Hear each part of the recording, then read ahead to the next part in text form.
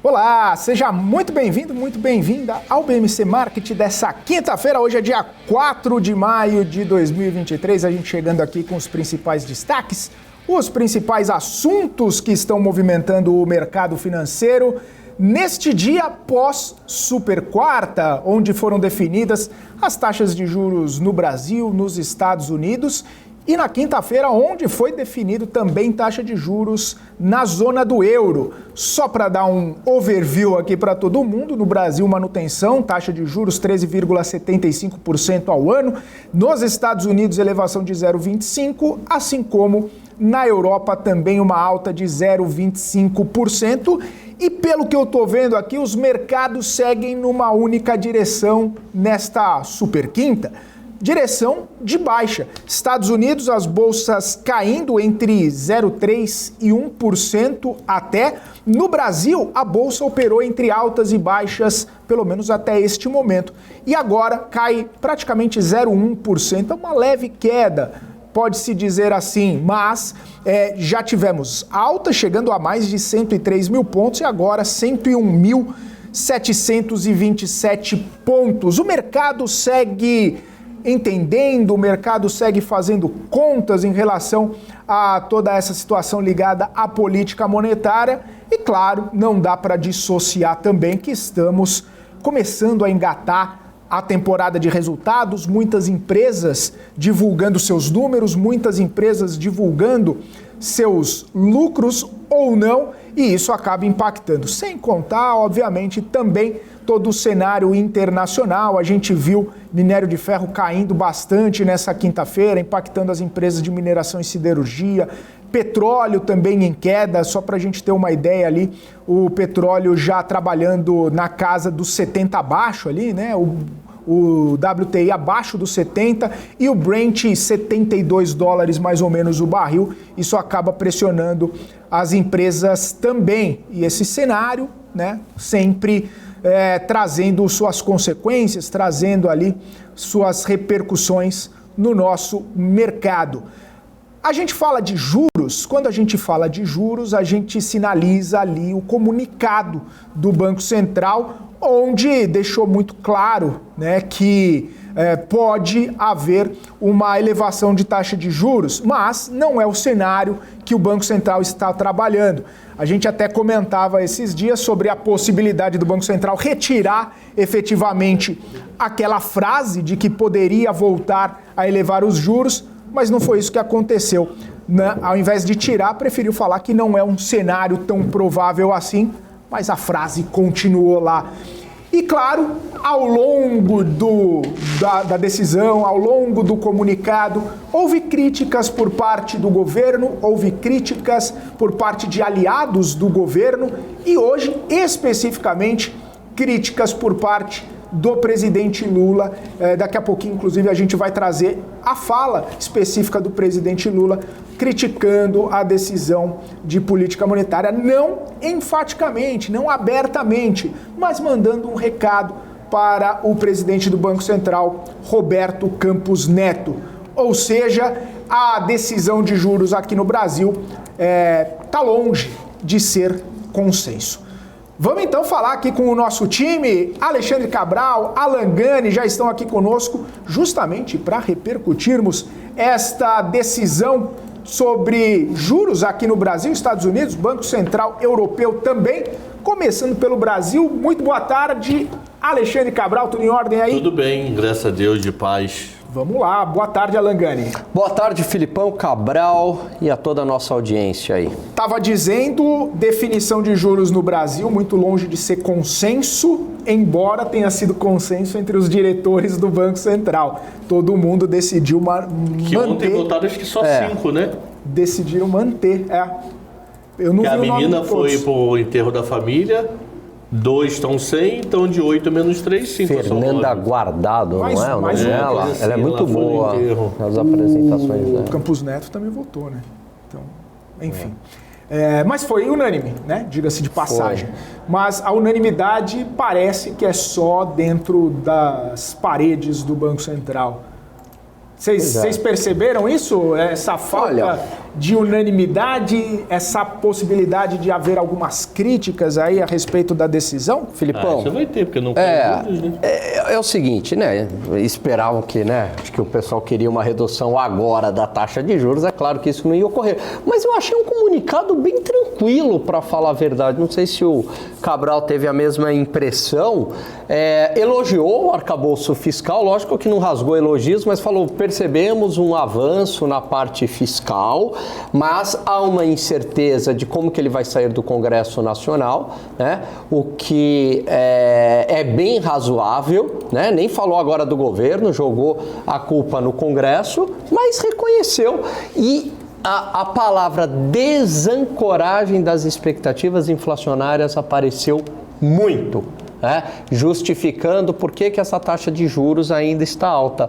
Mas eu entendi o seguinte: olha, reconheceram uma desaceleração da inflação corrente, alguma preocupação ainda do lado do mercado de trabalho, mas principalmente a desancoragem das expectativas inflacionárias. Eu entendi assim, em breve vamos reduzir a taxa de juros, se não piorar muito o arcabouço fiscal, que eu acho que também não deve ter mudanças muito significativas. Eu entendi assim. Você viu esse perfil mais dove do Banco Central? Eu entendi que a inflação continua aumentando. Ele mesmo fala, mesmo que de uma forma menor, mas a inflação de 23 e 24 aumentou pela última reunião, logo no primeiro ou no segundo parágrafo, no finalzinho dele. Ele joga o arcabouço no colo do Congresso e fala o seguinte: não é só o fato do arcabouço passar, é como vai ter a reação a esse arcabouço. Então ele diz o seguinte: como a curva de juros longa vai precificar o arcabouço. Então, aí eu preciso de mais tempo. Preciso de mais tempo para isso. Preciso mudar a inclinação da curva de inflação, que ela está embicada para cima. Ela não está nem platô, ela ainda está embicada. Ela tem que embicar para baixo. Quer dizer, não estou dizendo que eu tenho que ter juros de ano que vem, de esse ano a 3. Mas ela tem que parar de subir. Ela está em 6,10. Ela tem que pelo menos começar a falar em 5,90 de novo, 5,80, que é o famoso convergir para a meta de inflação.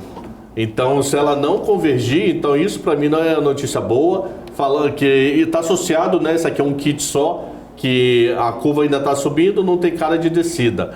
Jogou no colo do Congresso, dependendo do que passar o arcabouço, ele ainda vai ver a reação do mercado. Isso pode demorar mais do que uma reunião. Falou que não sobe mais, mas não tirou totalmente, só diz que a chance é pouco provável. Então, ok, pode ser que caia, mas se cair lá para novembro, eu não vejo antes disso não. A não ser que ele muito cavalo de pau daqui até lá. Que não parece um perfil do Banco Central da cavalo de pau. Não. Né? Não parece. Aí a questão é a seguinte: ontem a gente falava sobre a possibilidade de abrir uma porta para a queda de juros, tirando aquela famosa frase de que, dependendo do cenário, pode haver mais aperto, mais ciclo de aperto monetário à frente. A porta não foi aberta, a frase continua lá, mas abriu uma janelinha, digamos assim. De menos provável. Que diz que o cenário é menos provável. Isso, na interpretação de vocês, é uma questão técnica, como o Banco Central gosta de falar, que justamente ainda não dá para tirar a frase, então mantém lá, mas diz que é um cenário menos provável, ou tem uma percepção de que pode ser um aceno ao governo que está fazendo pelo menos um movimento ali de apresentar arcabouço, de tentar reforma tributária, de fazer alguns ajustes, inclusive solicitados e até comentados pelo próprio Banco Central? No meu entendimento, foi um aceno, porque ele não... A incerteza fiscal ele jogou para o Congresso Nacional dessa vez, né? Ele não trouxe incertezas do lado do gasto público, muito embora eu acho que tenham essas incertezas, né? Mas o Banco Central ele não colocou isso na conta. Então me parece, aí eu acho que é uma questão de timing que eu e o Cabral discordamos. Quer dizer, atingiu um teto, 13,75, acho que não vai passar disso. Agora, quando começa a queda, o processo? No meu entendimento, vai ser ali na reunião agosto, setembro. Do Cabral, novembro. Novembro. Como é que tá a curva? A curva está indicando queda em agosto. A curva está meio doida, né? Queda em agosto de 0,25, queda em setembro de 0,5, queda de novembro de 0,25 e dezembro de 0,25, terminando o ano a 12,5. Eu estou no consenso dos covardes, que é a curva de juros, e o Cabral está desafiando a curva. Agora estranho esse 25,5, 25. Pode ter sido até o leilão de título público hoje, outubro 23, que pode ter distorcido um pouco essa curva curta. Boa.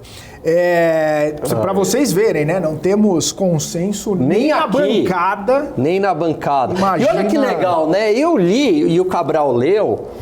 É uma mesma realidade e a gente tem interpretações diferentes, né? E aí você lê, eu falei, pô, eu achei mais tranquilo isso daqui, não é, né? Tudo bem, falou bastante desancorado. Não que tá um céu de brigadeiro, não é isso, mas comparativamente a outros comunicados. E o Cabral teve uma outra interpretação. Olha que, né, a beleza disso. Por isso que a economia, apesar de números, não é ciência exata. Não é ciência exata. E é por isso que tem negócio, um compra e o outro vende, né?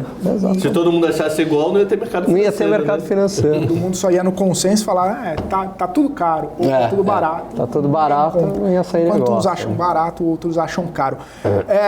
O que eu li de algumas repercussões sobre essa decisão... Aí eu posso só fazer uma pergunta? Por favor. Para mim? Você discorda do Gani, Regis. Você escreveu aqui. Você discorda do Gani. Então você concorda comigo que os juros devem demorar mais ainda para cair? É isso? Eu vou avisar para Gleice só essa tua opinião, Regis. Escreve Se ele discorda de mim, ele tá concordando com você, Cabral. Então, que o juros... Só que de manhã ele discordou de mim. Agora tá rodando em looping. A não ser que ele discorde de Regis, todo mundo. o senhor é um fanfarrão. Já. Deixa eu falar. O que eu tava lendo hoje de manhã de repercussão, algumas repercussões sobre essa taxa de juros, que é o seguinte, apesar de vocês entenderem que o comunicado não foi tão duro, tão pesado como já vinha nos últimos tempos aí, o cenário de juro 13,75 de agosto do ano passado é diferente do cenário de juro 13,75 de maio de 2023. Mesmo assim, permanece no mesmo patamar, praticamente com as mesmas falas, praticamente com as mesmas cautelas, com o mesmo tema de radar. Tem uma coisa ou outra ali, uma crise bancária e tudo mais e tal. O cenário parece igual para essa manutenção. A gente está 8 meses praticamente com o mesmo juro. O cenário não muda. Em agosto do ano passado, a inflação esperada para esse ano era 5,33, agora é 6,05. Em agosto do ano passado, a inflação esperada para o ano que vem era 3,30, agora é 4,18. Então, a expectativa futura de inflação só fez piorar. De agosto, da reunião do ano passado, 2 e 3 de agosto. Foi aquilo que eu apresentei ontem. 5,33 via Focus, 3,30 via Focus. 28 de abril, que é o último dado que eu tenho do Focus. 6,05 com 4,18. Então, a expectativa futura piorou. A expectativa futura, e esquece ICMS aqui, é olhar para o outro ano. Porque em agosto do ano passado a gente estava na boca do IPCA negativo, que deve ter sido divulgado dia 7 ou 8 de agosto, que foi o IPCA de julho. Uma expectativa de IPCA negativo para setembro e outubro. Mas o IPCA estava mais alto, não estava? O IPCA estava mais alto. Bem mais alto. Estava bem mais alto porque ele ainda não tinha o efeito negativo. Ele não estava acumulando 3 meses negativo. Então esse nosso IPCA hoje está mentiroso pra caramba. Foi aquele programa, uns 10 programas atrás. Nosso IPCA hoje está rodando na casa de 6 e pouco, 7.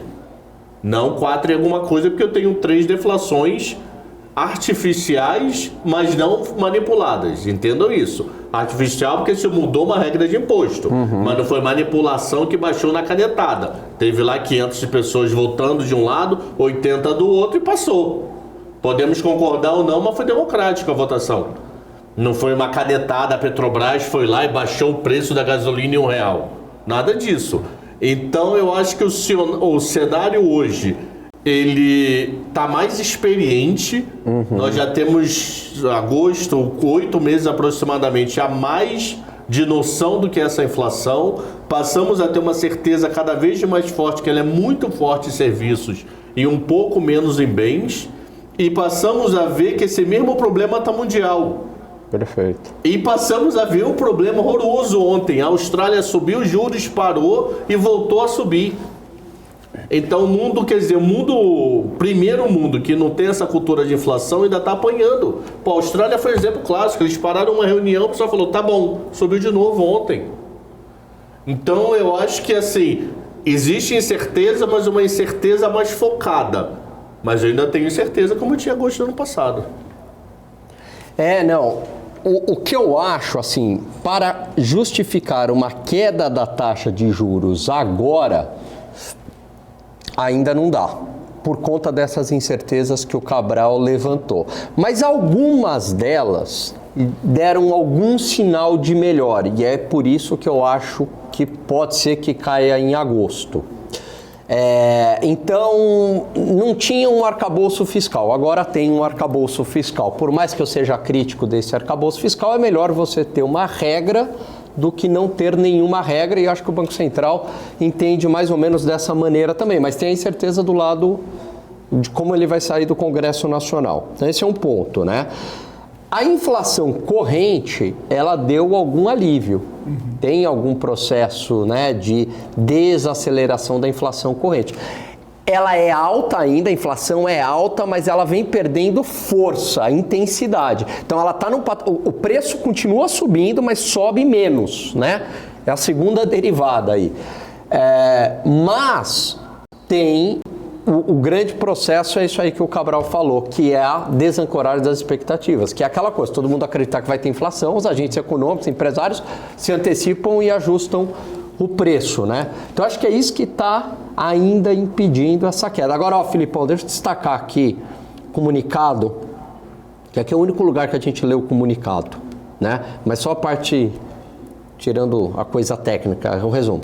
Maior persistência das pressões inflacionárias globais. Então, o mundo inteiro, né? A Austrália, tá aí. A Austrália foi exemplo clássico, ele parou e voltou. Aí teve que voltar. Incerteza ainda presente sobre o desenho final do arcabouço fiscal a ser aprovado pelo Congresso Nacional. A gente sabe que esse Congresso é vida louca. Por enquanto, esse Congresso estou gostando. Essa semana eu gostei do Congresso. Tem que dar parabéns para eles. Barrou a PL Fake News, eu não sei qual é o nome dela oficial. Censura. Da censura. E ontem deu um sacode no governo no saneamento. Então, vou elogiar para a vida toda? Não. Mas essa semana eu tenho que dar parabéns. E agora, isso fatores de risco. Uma desancoragem maior ou mais duradoura das expectativas de inflação para os prazos mais longos. Que é isso aí que você trouxe a piora. Tá subindo, isso tem que virar. Né? Agora, então esse é o lado ruim da coisa, que está impedindo essa queda. Agora, é bem legal esse parágrafo, ele resumiu... Ele só podia dar um parênteses aí, pular uma linha. Porque você, dependendo da velocidade que você lê, você lê notícia ruim e boa. Eu falei 4, virou 1 de novo. 2 parágrafos. Porque só dá um enter, dá um enter, ficaria melhor. Dá um parágrafo. Botar a Cíntia Chagas aqui para dar umas dicas lá. Roberto, a gente sabe que você assiste. Qual é o parágrafo, Gani? É o terceiro ou quarto parágrafo? Só dá um enter pegou ali. Aqui. É o 1, 2, quarto. O quarto parágrafo dá um enter entre ruim e bom, ou põe letra A, ruim, letra B, bom. Facilita, que às vezes você pode confundir a letra. Aliás, a gente sabe que ele assiste. Teve alguma coisa que eu li no comunicado que eu falei, a gente fala isso. Vamos fazer o seguinte, vamos para um intervalo agora. Tá, aí eu posso falar os fatores. Daqui a pouco a gente volta nesse assunto, a gente volta a falar dos fatores. Fica tranquilo, aqui a gente tem tempo para falar muita coisa, Alan Gani. Você pode falar o que você quiser, mas a gente precisa ir agora para um rápido intervalo. Na volta a gente continua debatendo toda a decisão de política monetária aqui no Brasil e vai ter entrevistado também para a gente debater mais ainda. E é claro, daqui a pouquinho depois do nosso intervalo comercial, fica com a gente. Tem que olhar o negócio. Vocês não olham o negócio.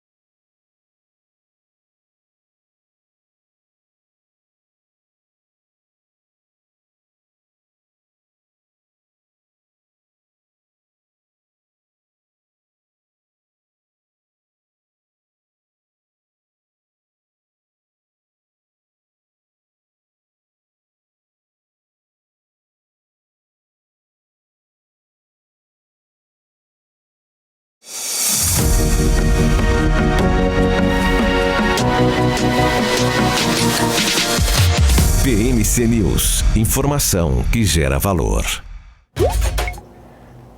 É isso aí, estamos de volta aqui no BMC Market dessa quinta-feira, 2h22. A gente estava falando sobre a decisão da política monetária aqui no Brasil e a gente sabe que houve ali muitas críticas a respeito da definição dos juros pelo Banco Central. Uma dessas críticas, não de forma enfática ou direcionada ou aberta, foi feita pelo presidente Lula agora cedo, durante um encontro do chamado Conselhão, onde ele reúne várias pessoas para debater assuntos referentes ao governo. Vamos então ouvir o que disse o presidente Lula sobre a política monetária. Eu brigava muito com a minha equipe econômica, eu estou vendo o Haddad ali, na época não era o Haddad, era o Guido Mantega. Eu falava, Guido, olha, o povo mais pobre, ele sofre as consequências dos juros, mas ele não reclama porque para ele o que interessa é se a prestação do bem que ele vai comprar cabe no bolso dele. Não adianta comprar uma coisa de juros zero e ele não poder pagar a prestação.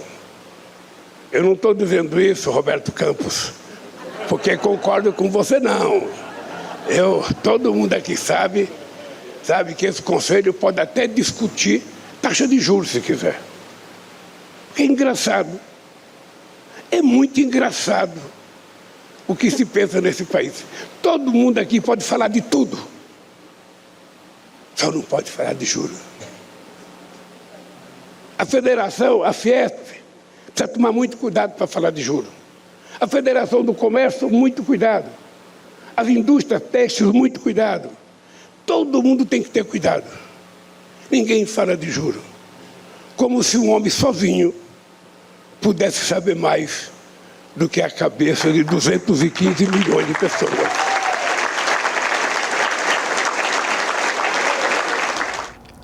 É isso aí, presidente Lula citando, nominalmente, Roberto Campos Neto, falando que uma cabeça não pode pensar mais do que 215 milhões de pessoas. Alan Gani, Alexandre Cabral, uma das pessoas que fizeram críticas aí à decisão do Banco Central, que a gente bem falou no comecinho aqui, não é uma pessoa, foi o colegiado, do Comitê de Política Monetária, mas enfim, a gente viu o ministro do Trabalho falando sobre Campos Neto, a gente viu a Gleisi Hoffmann... Genocida.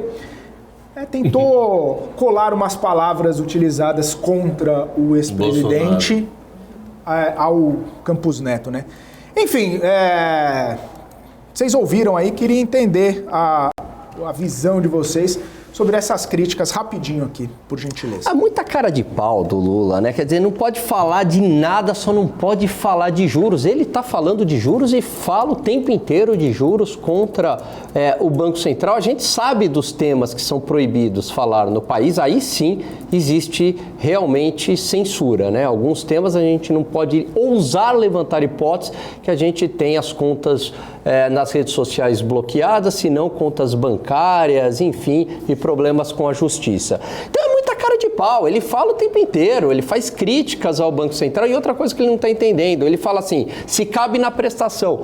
Se cair a taxa Selic, não tem garantia nenhuma de que a taxa lá na ponta, a pessoa física vai cair. Não tem, porque o banco ele precifica o risco, a Selic é uma parte ali apenas. Aliás, não é nem garantia de que a taxa de um título público no leilão vai cair também. Nem isso dá para garantir. Geralmente cai, mas nem isso. Até o Cantil que esteve aqui falou isso, são mercados diferentes.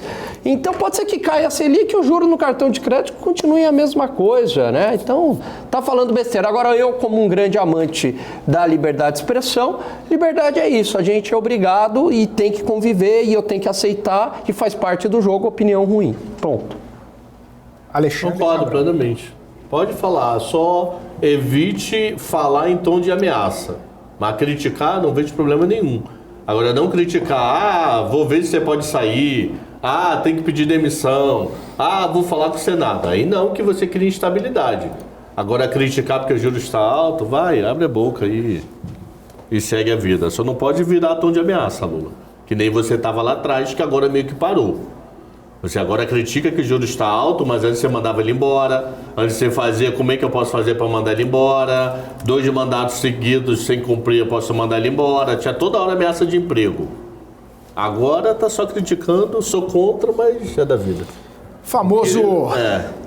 Hate the game, don't hate the player. Né? Fala aí, enfim. tá falando pra plateia dele. Ameaçando demitir, porque aí você cria incerteza. Sim. Porque você não sabe quando isso vai para Congresso, quando isso vai ser votado. Agora, falar que o juros está alto, não faz mais preço, não. Gente, vamos chamar nosso convidado, Héctor Sanches, economista-chefe da Ativa Investimentos, está aqui conosco. Muito boa tarde, Héctor, e prazer falar contigo mais uma vez aqui conosco. Bem-vindo ao BMC Market. Boa tarde, obrigado pelo convite. É um prazer estar aqui com vocês todos. Ô Héctor, quero começar falando contigo. A gente estava discutindo bastante aqui todo esse cenário sobre a decisão de política monetária aqui no Brasil, e uma frase que me chamou a atenção, uma expressão que me chamou a atenção no comunicado ontem foi do Banco Central dizendo que o cenário precisa de paciência e serenidade. Essas duas palavras, né, muito chamando a atenção, né? Paciência e serenidade. Queria que você falasse um pouquinho da sua visão sobre esse cenário, né? Parece que o pessoal não está tendo muita paciência com o juro nesse patamar. A gente trouxe até mesmo agora o presidente Lula falando sobre isso. E a serenidade necessária para ver, né, o juro convergir com inflação, com cenários interno e externo. Como que você avalia toda essa conjuntura? Vamos lá. Primeiro, no tocante ao Lula, né? Eu estava acompanhando os comentários de vocês, eu concordo plenamente. Eu só queria adicionar um aspecto que me incomoda muito, que é a personificação, né? É evidente que o presidente, bem como qualquer outro cidadão brasileiro, pode falar o que bem entender, né? Mas existe aí uma institucionalidade do Banco Central, não atribuição pessoal, né? É como se o Roberto Campos Neto estivesse sozinho, né? Pensando isso sozinho. Não, existe toda uma teoria, toda uma técnica, né? E ao personificar, isso acaba trazendo, na verdade, impondo um aspecto de subjetividade que não é justo com o Roberto, aliás, não é justo nem com o Banco Central, e a institucionalidade da cadeira do presidente da República. Então, a ciência de que o presidente da República, o Lula pode falar o que quiser, né? Que nem o Edson e o Pelé, o Lula pode falar o que ele quiser, mas o Lula, na condição de presidente da República, ele traz alguns aspectos de instabilidade, a cadeira, né? Bem como poderia ser o Bolsonaro na condição de presidente da República, ou o Orestes Quercia na condição de presidente da República, falando, é a cadeira que está falando, e existe sim uma institucionalidade que é abalada em função dessa declaração, ou pode vir a ser abalada em função dessa declaração, né? E não custa lembrar que a própria declaração do Lula falando a respeito dos juros amplia-se, eu diria que traz à tona quem acompanha a economia há um tempo, quem já estudou economia há um tempo, não foram raras as vezes que o PT falou em moratória de dívida. São diversos os países, a própria Argentina, que tem apoio, decretou moratória inúmeras vezes, né? Então, toda vez que se fala em juros, serviço da dívida e tudo mais, desperta de quem acompanha há um tempinho, um pouquinho mais dilatado tudo isso, um receio que, gente, será que eles vão entrar por essa via? Será que, então, assim, tem toda uma institucionalidade. No tocante às vacas magras, né, no tocante ao juro em si, aqui na Ativa a gente também, por aspectos técnicos, nós temos a perspectiva de que a Selic iniciará o ciclo de corte apenas em abril de 2024. Isso porque as expectativas de inflação não estão ancoradas. O Banco Central ele segue um regime de metas de inflação até abril de 2024. Ele vai ter o IPCA de 2024, de dezembro de 2024, sob horizonte relevante, e o mesmo não está ancorado, e o mesmo serve para 2025. Então, não tem espaço para cortar o juro. Foi exatamente isso que eu entendi no cenário base e cenário alternativo, né? Porque o cenário base da autoridade, ele diz o seguinte, considerando a trajetória de Selic do Boletim Focus, que, já trazendo para as pessoas, o Boletim Focus aponta uma queda da Selic a partir de setembro. Então, considerando uma queda da Selic a partir de setembro, o IPCA de 2024 está em 3,6%, ou seja, 60 bips acima da meta de inflação. Então, não está cumprindo a sua atribuição. Em cenário alternativo, a autoridade diz, mantemos para calcular esse IPCA a Selic em 13,75 até o final do horizonte relevante, ou seja, até dezembro de 2024. Nesse cenário, nós temos o IPCA de 2024 em 2,9, ou seja, um undershooting de 10 bips. O que eu depreendi? Existe um período entre posterior a setembro, anterior a dezembro de 24, que eu vou iniciar o ciclo de baixa. Nos meus cálculos da abril de 2024, para ser preciso, e interromper a fala aqui, que vocês deixam falando, eu falo um monte de... Tranquilo. Gani Cabral, fiquem à vontade também, viu? Meu caro, é o seguinte, eu e o Cabral estávamos aqui numa briga muito intensa, se a taxa Selic cairia em agosto ou em novembro. Eu dizia que poderia já começar a cair em agosto, o Cabral disse em novembro. Agora você falou em abril. Então eu queria saber se esse é o posicionamento aí de vocês. Então faz no meio, novembro ganha. O posicionamento oficial da casa é esse, né? Nós chegamos a essa abril Legal. De 24, nós chegamos a essa conta de austeridade em função do mandato, né, do BC, ainda que se fale a respeito de arcabouço. Aliás, o recado ontem no tocante ao arcabouço foi bem claro também. Mesmo que se aprove, não há relação mecânica, né? Então, eles adicionaram essa mensagem, um recado na minha avaliação político, né? Falou, gente, não existe relação mecânica. Mesmo que se aprove o arcabouço, isso ainda tem que bater nas expectativas de inflação para que possa vir a ensejar por um corte de juros. E a autoridade ela está convivendo com um ambiente inflacionário intenso, com uma inflação que custa a ceder. Os próximos 3 meses eu acho que serão decisivos para ver o quão aguerrido ao técnico o BC será. Por quê? Porque, como você mesmo pontuou há pouco, os próximos 3 meses nós teremos um processo desinflacionário da inflação corrente intenso, provocado, como o Cabral pontuou, pela decisão do Bolsonaro lá atrás do Bolsonaro e do Congresso, de impor uma deflação em 3 meses, né? Julho, agosto, setembro. A hora que esses 12 meses passar de junho e começar a ser entregue uma taxa de inflação positiva, você vai ver novamente o IPCA corrente tomar atento. Até lá, os políticos vão, a cada divulgação do IPCA, os políticos vão fazer pressão para corte de juros. Mas as expectativas, que é aonde a autoridade deposita, né, fia a sua condução de política monetária, as expectativas elas não darão alívio, na minha percepção, evidentemente. Cabral. Então, abril já começaria a cair pé no peito, tipo assim, cai logo 2 para compensar, ou ele começa mansinho e terminaria quanto mais ou menos no final de 24? Começa ao ritmo de 50 bips, termina dezembro de 24 a 10,75, 300 bips mais baixo. Repare, existem 2 processos que o Banco Central precisa fazer. O primeiro, que é o imediato, que é o processo de convergência da inflação para a meta.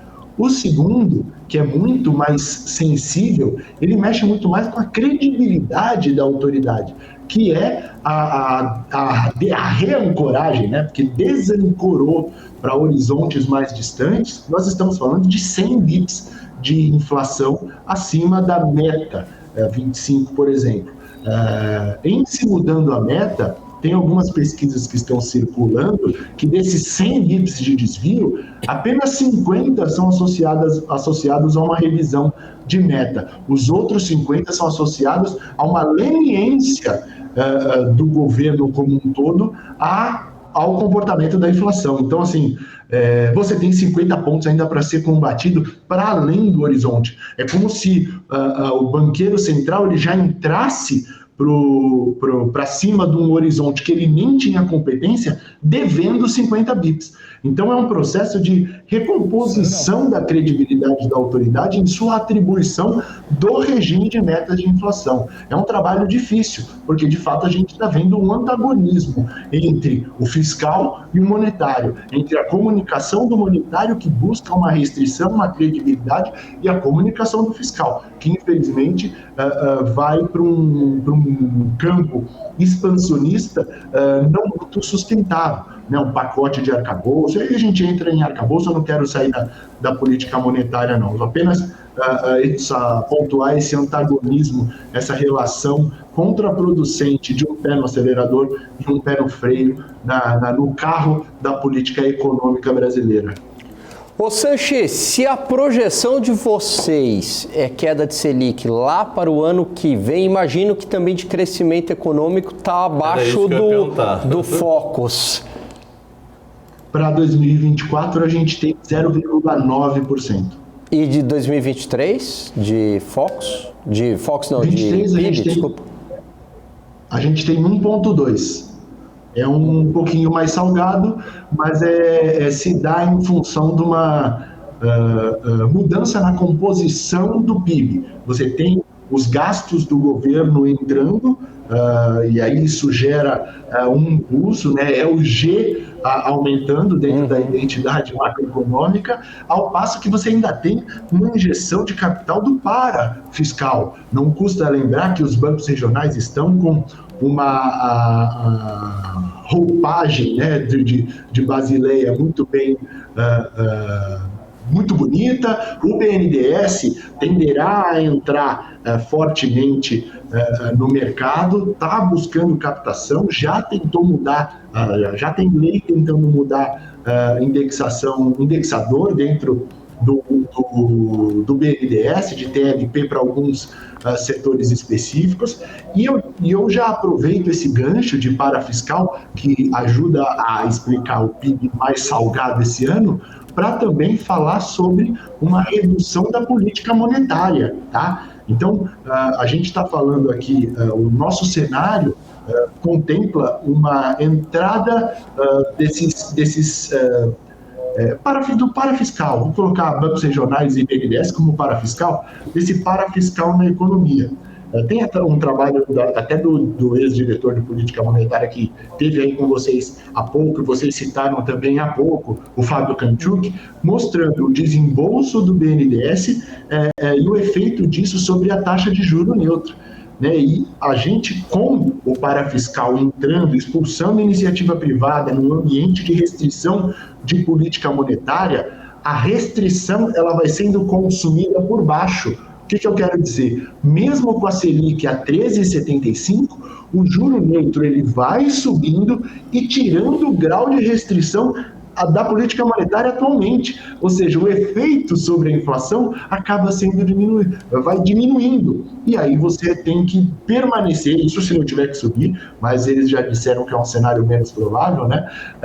Você vai ter que permanecer por mais tempo com a taxa Selic nesse patamar elevado. Então, repare, não é apenas um jogo de retórica. A gente está falando de uma postura institucional do executivo, uma postura institucional do fiscal, gerando desdobramento sobre a política monetária. Há pouco tempo atrás, antes da PEC de transição, na qual se foi injetado 150 bilhões de reais na economia de maneira transitória, mas não será, porque a gente sabe que o arcabouço vai corrigir as despesas em cima disso.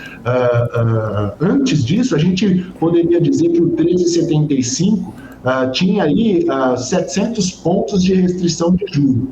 Com a entrada do parafiscal, o nosso juro neutro vai subir e vai botar a restrição com a Selic a 13,75, ao redor de 400 pontos. Então, são 300 pontos que foram consumidos de restrição simplesmente pela essa reorganização, por essa entrada do parafiscal na economia. E aí isso diminui a potência de política monetária sobre o controle inflacionário. Por isso que o meu cenário, esse é um outro motivo que bota o meu cenário de Selic com um afrouxamento, com easing apenas a partir de abril de 24. Eu quero falar de BC, mas não mais de política monetária atual. Vão entrar 2 novos diretores. Você vê alguma possibilidade de, a partir de agora, ter tumulto na reunião, que nem Banco Central americano, que são 7 pessoas, cada um fala uma coisa? E lá já é cultural isso. Sim. O que eu posso dizer é que o RCN ele tem sido muito parcimonioso, né, com relação à divergência de opiniões, né? E, de acordo com os dizeres de diversos membros do BC, o comunicado e a ata, eles refletem integralmente a opinião consensual de todos. Agora, com relação a votos dissidentes, é algo que a gente, de fato, não está acostumado aqui no Brasil. Eu acho que sim, a gente pode vir a assistir votos dissidentes com uma frequência maior, né?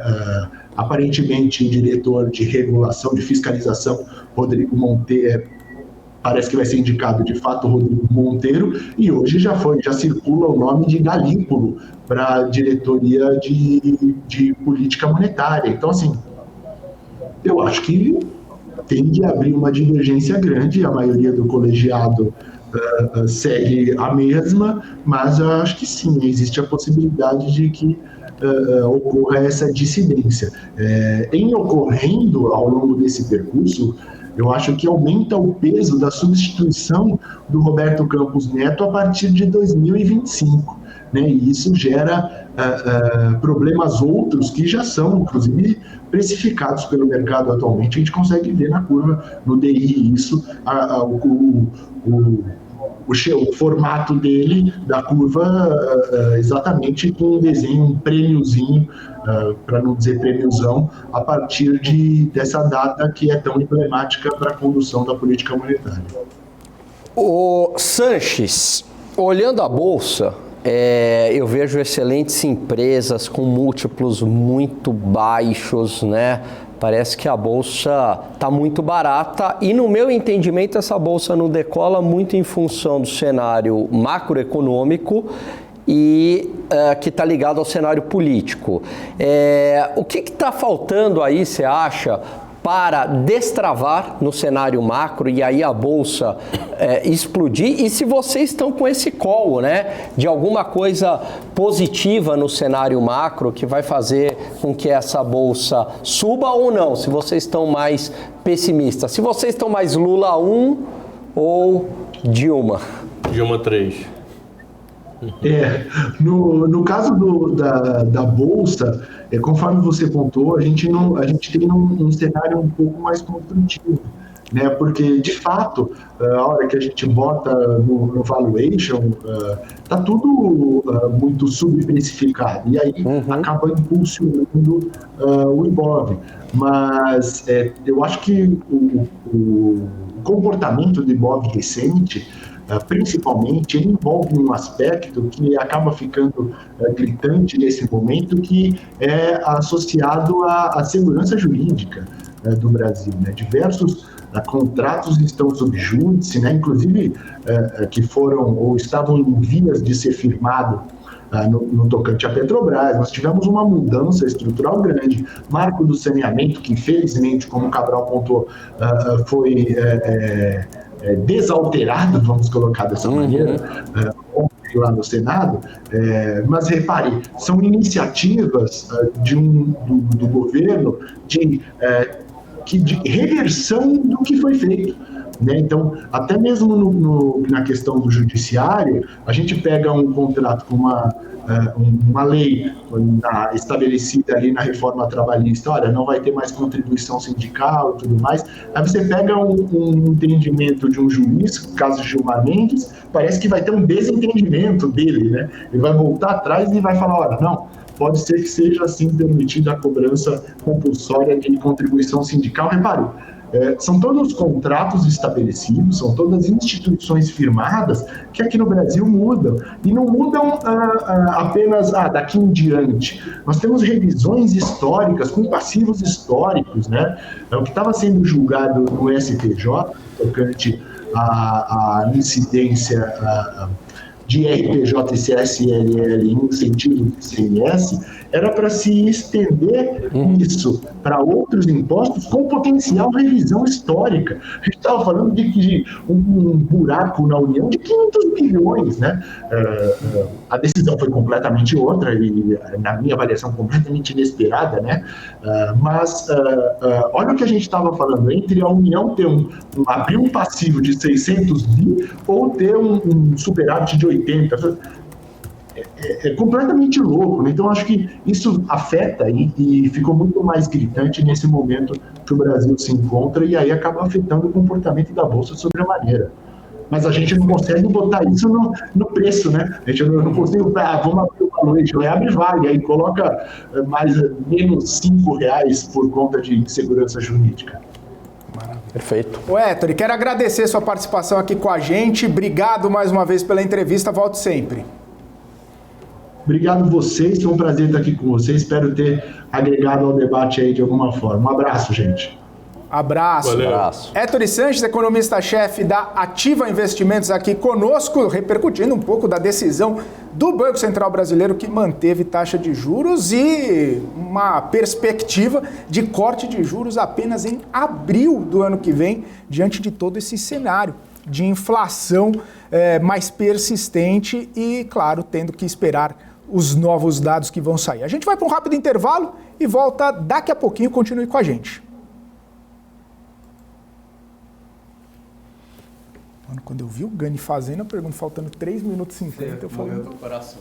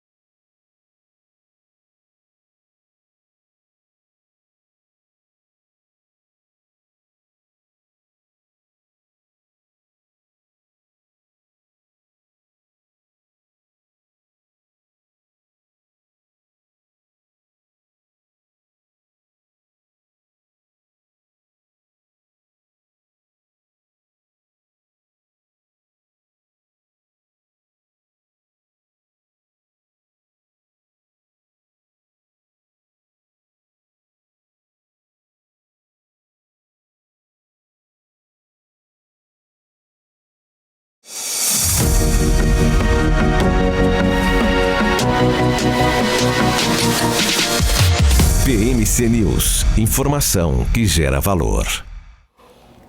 É isso aí, estamos de volta aqui, BMC Marketing, nessa quinta-feira. Um abraço para o Regis Andrade, Perrone Brignoli, Eliel Scott, Bring Them Down, tá por aqui também, Daniel Puzzi, o Atílio Felipe Neto, Morfina, quem mais tá por aqui? O MPK tava por aqui até agora há pouco, tá Katoshi, o Aquiles, Joaquim Teixeira Neto, o André Luiz tá por aqui também, Alan Firmino, Darkstone, quem mais? Pandex, Diogo Vieira, J. Ricardo e só. Pessoal que gosta de mandar um eu aqui já perdeu a oportunidade. Só lembrando, você que está nos acompanhando, você que está aqui com a gente no BMC Marketing, ainda não é inscrito no nosso canal, por favor, se inscreva. Falta pouquinho para a gente bater os 490 mil inscritos, então só falta você que esteve aqui com a gente ou que está aqui com a gente e ainda não é inscrito. Agora começa a aparecer um monte de gente, né? A Mônica, o Blockchain, o Ramon Rebouças está por aqui, o Fábio Moraes, Tecneon, o Wellington Previati, Caíme Asfalto Oficial, tá só de ouvido aqui também. O Leandro Freire mandou um alô com mãozinha, olha só. O Nilberto Rodrigues, o Leonardo lá do Uruguai, olha só, hein? Manda uns taná pra gente, hein, Alangani? O pessoal lá o Leonardo lá do Uruguai. Manda uns vinho bom. Taná. Malbec. Manda uma carne também pra mim. Cabernet, manda um corte de ancho. Eu sou a favor disso. Vazio. Eu acho que a audiência tem que começar a presentear a gente. Eu Já sou a nos favor presentei dessa com a audiência. campanha. Já apresentei com a Depende, audiência. eu já ganhei presente O que você ganhou? um vinho. Ah, vinho é bom. Ah, vinho é bom. Mas você viu o vinho? Ah, essa história do vinho rendeu, hein? Poxa. Ô, Cabral, eu quero saber quem é que encontrou com você. Então, vem cá, povo. Domingo eu fui na Feira da Liberdade com a família. Aí passa um cara do nada e fala comigo, do marketing.